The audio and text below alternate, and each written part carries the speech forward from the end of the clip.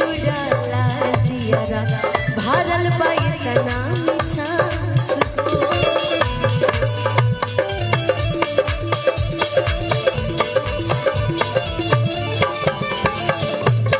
जिनकी लागे जन्नत जैसन राहलू जब पास हो भक्तिये से जुड़ाला जियरा भरल बा इतना मिठास हो आशिक हमके बना के सपना अधिका दिखा के हो गइल का कसूर चली हमारा से दूर गल्लू से दूर जइहे रोजीना ओ साथी रे ओ साथी रे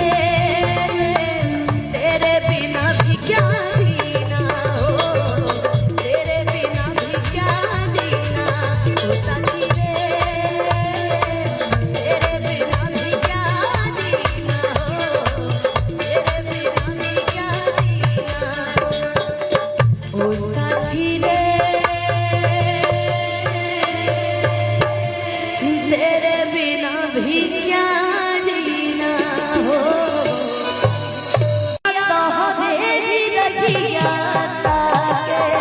भैया यही कहते हैं प्यार के पहले ही खत्म कर देते हैं मेरा कुल प्यार भी खत्म यही धनु कहले के तार प्यार में तार रमा गया भैया रोड़ा बम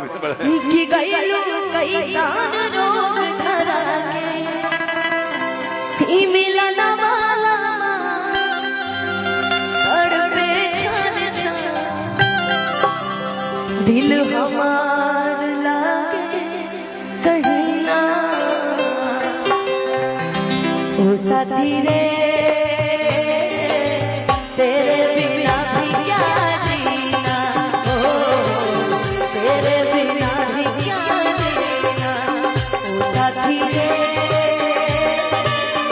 तेरे बिना भी क्या जीना हो तेरे बिना भी क्या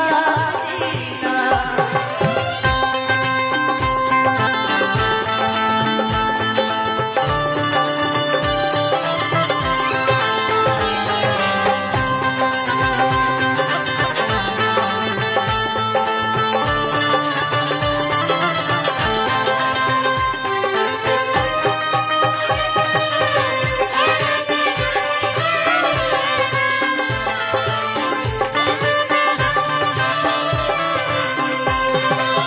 बहुत बहुत आशीर्वाद बरस रहा है जिनकी लागे जन्नत जैसन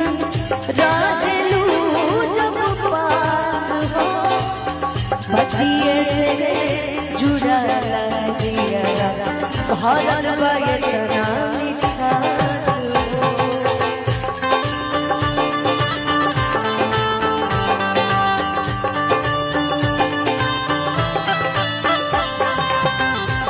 सपना